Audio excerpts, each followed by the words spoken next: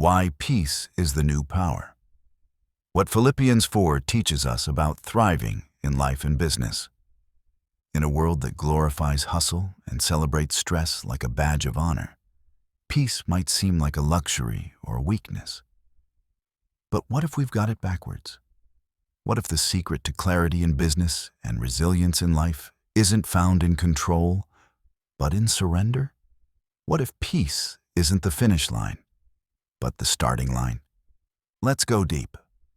Today we're looking at Philippians 4:6-7, not just as a Sunday morning verse, but as a Monday through Saturday mindset for every entrepreneur, leader, parent, student, or soul navigating chaos. The scripture that shifts everything. Do not be anxious about anything, but in every situation, by prayer and petition, with thanksgiving, present your requests to God. And the peace of God, which transcends all understanding, will guard your hearts and your minds in Christ Jesus. Philippians 4:6-7. We love quoting this verse when things are calm. But the power shows up when everything's not quiet.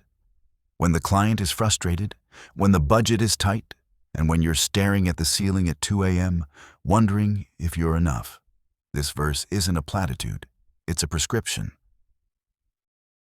Peace isn't a luxury, it's a leadership strategy. Let's get honest. Anxiety is the enemy of innovation. Fear clouds decision-making. Stress turns culture toxic. Whether you're leading a business or your own life, peace isn't a side dish. It's the main course. And Paul, writing from a prison cell, lays out a strategy that flips our modern mindset on its head. Don't panic, pray. Be specific, petition. Say thank you, even before the outcome. Sounds simple, it's not. But it's transformative. Peace isn't passive, it's protective. The Greek word Paul uses for guard is military. It's like God stations a battalion around your heart and mind, not to deny the reality of the battlefield, but to give you calm confidence in the middle of it. That's what high-level leaders do. That's how world changers live. Thankfulness before the breakthrough. Yes, always. We hit resistance here. How can I thank God when nothing has changed? Graciousness isn't about change. It's about the certainty of His character. You thank Him before the outcome because you trust who is handling it. It's not naive, it's faith on fire. You're not thanking Him for the pain, you're thanking Him in it. And that changes everything. In business, this mindset keeps you from leading out of fear. In life, the posture helps you show up as the parent, partner, or friend who calms the storm. And when you show up like that, people follow you. Clients trust you. Teams grow under you. Zoom in. Let's get tactical.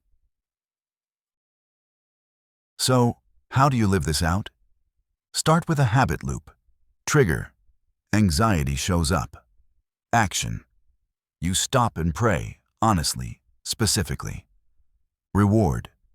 You say thanks before the resolution, and God's peace appears.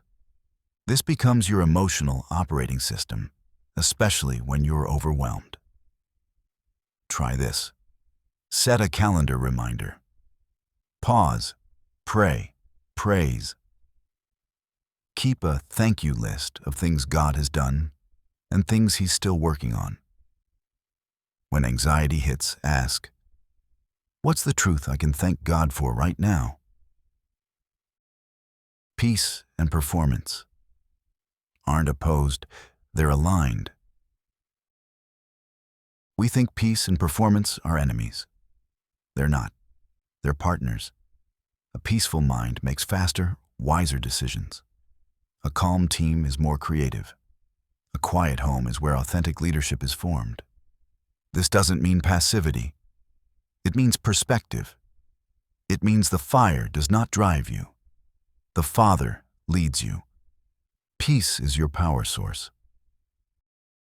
If you're struggling, hear this. You're not alone. Maybe you're reading this and you're tired. You're anxious. You're not sure how to carry one more thing. Listen to me. God sees you, and He's not waiting on you to get it together before He gives you peace. He offers it now, before the outcome changes. And that's what makes it divine. You don't have to earn it. You just have to receive it. Philippians 4:6-7 is for this moment, not just for church, not just for devotions, but for deadlines, breakdowns, and boardrooms. Let's land the plane. It's time to reflect and act. Here are your takeaways. Peace is a leadership edge. Start treating it like one. Prayer is your process. Make it a rhythm, not a reaction. Thanksgiving is a weapon. Use it before the win. God is near, and that changes everything. Now, reflect. Where in your life or business is anxiety trying to lead? What's one specific request you need to bring to God in prayer? What can you thank Him for right now, even before anything changes? Final word. Peace is possible. You weren't made to live in a reactionary, chaotic, fragmented way. You were made to be whole, anchored, at peace. You can't control every situation, but you can choose your posture. And when you trade panic for prayer and anxiety for thankfulness, you don't just survive. You lead, you grow, you thrive. Let's go. I'd love to hear your reflections or action steps if this resonated with you.